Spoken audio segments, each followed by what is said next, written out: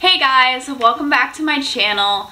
Today I wanted to make this video because literally lately this summer I have had so many people contact me and ask me like if I can give lessons or if I know anyone that can give their child lessons or how they can get their kid into riding or if I can teach them to ride, and it kind of like made me think about this video and how I should make it because there's a lot of parents out there that are all about like getting their kid into riding, getting them all the expensive riding clothes, getting them into an activity. And then there's also parents that are just like, you can't ride, you're gonna get hurt, you can fall off, you could kill yourself, or all kinds of crazy stuff like that. So I thought if your parent is like that, maybe you're having a hard time getting into riding, they don't have the money, don't want to pay for it, I can give you some tips on how to start riding, because I came from a divorced family. My parents are divorced and my dad bought me my horses, but even though he bought me my horses, we could not afford lessons. We couldn't afford professional training for them or anything. So I had to learn all of this stuff myself. I really didn't get help from that many people. I got help from some, but not a lot. So the first thing you should do if you are on a budget, because obviously horses are very expensive, so you need to decide if you're on a budget and how you're going to pay for things if you need to pay for things. There's a lot of really nice people. If you have a friend or if you know somebody, if your parents know somebody that has horses, try talking to them and asking them if you could come spend time with their horses, if they could show you some things, anything like that. Really, I feel like it's better to ask personal people that you know rather than other businesses if you can. Riding with people that you know and people that you know personally, obviously, is way more fun than riding with an instructor and people telling you what to do all the time. So if that is an option for you, try doing that. If they charge, then decide how much you're going to be able to pay for and stuff like that. If you don't really know anyone with horses, try finding a barn or a stable, a boarding facility, or a horse trainer that may or may not, that would be willing to let you ride or give you lessons. If you are, like I said, on a budget, there's a lot of really nice people, at least around where I am, at smaller barns, more family-owned barns, that will let you exchange work for a lesson.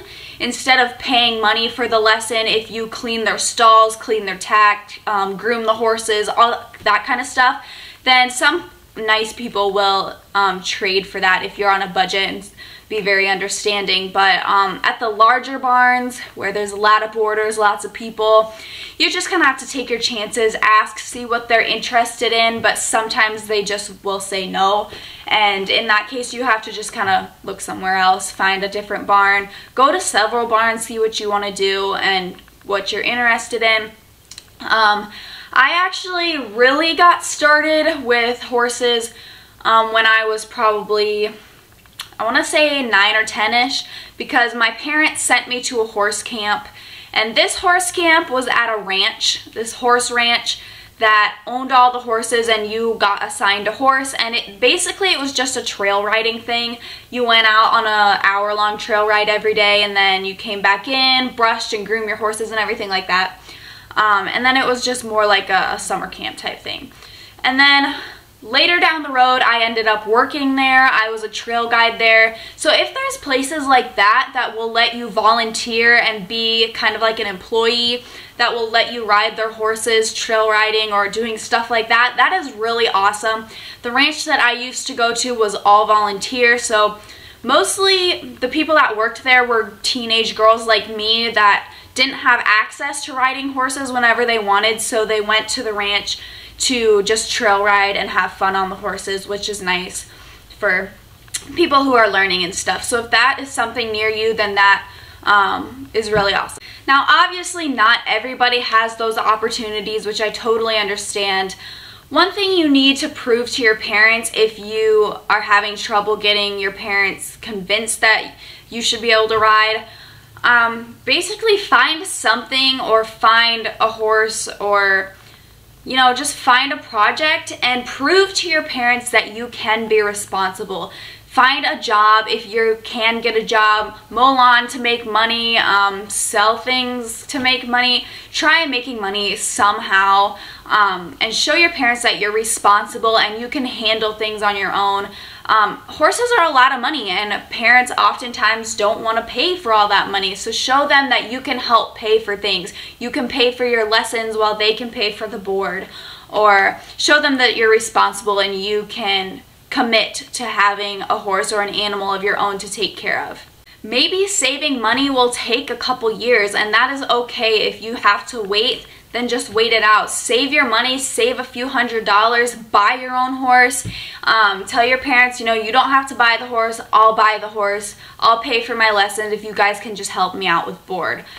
So really, my parents aren't really involved in my horses at all. They're completely mine. I pay for everything that my horses need, and my parents aren't even involved, really. They know that I take care of them. I've had my horses for so long. They've completely been my responsibility for a long time, so they know that I'm able to handle my own horses and my own responsibilities. If you can prove your parents that you are responsible, that you're not afraid, that you really want to do this, and that you're really passionate about something, then hopefully your parents will understand. Some parents are real assholes out there, and I feel really bad for those girls that just say, their parents just say, no, absolutely not, I don't care what you do, you're not riding horses. That's really not fair, and if your parents are like that, try sitting down and talking to them and being like, guys, this is something I really am passionate about and really want to do.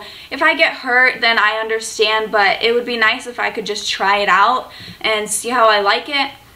You know, if your parents are really that strict, then I would talk to them about your happiness and really pursuing something that will keep you focused and motivated.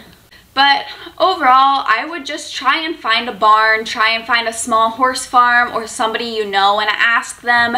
Don't be shy to ask people, because you're never really going to get anywhere in the horse world if you are shy and closed-minded.